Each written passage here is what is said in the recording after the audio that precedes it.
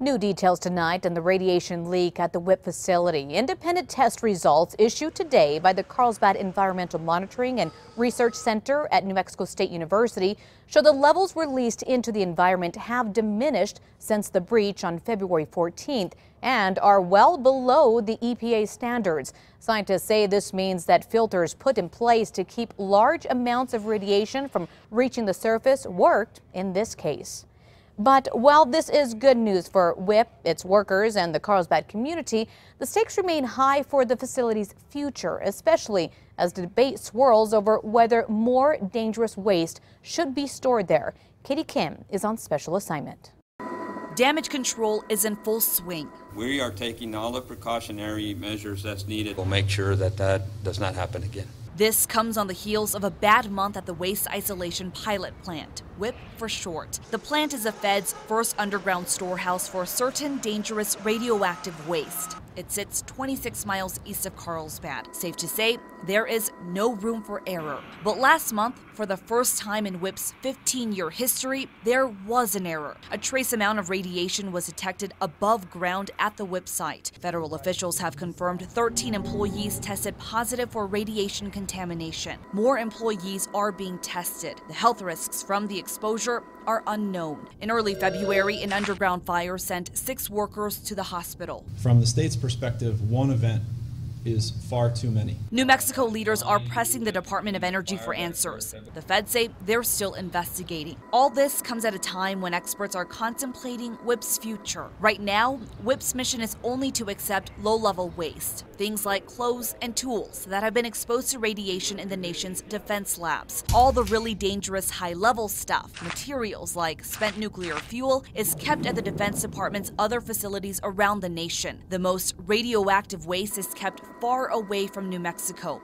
but there have been talks to change that. The expansion would be equally as beneficial, there's no question. Former State Representative John Heaton chairs the Nuclear Opportunities Task Force. He says New Mexico could be the perfect place to store high-level radioactive waste. That's because of our salt beds, buried miles under the desert floor that federal officials have carved into rooms the length of football fields. We happen to have a very unique piece of geology here in the salt, and it's very, very thick. Heaton points to early research that shows salt beds could safely store high-level radioactive waste. Other state leaders agree New Mexico could be the answer to a national problem. The nation needs to move forward with solving the problems that we have with waste disposal, and we have, I think, plenty of good evidence to show that we're a place that needs to be looked at.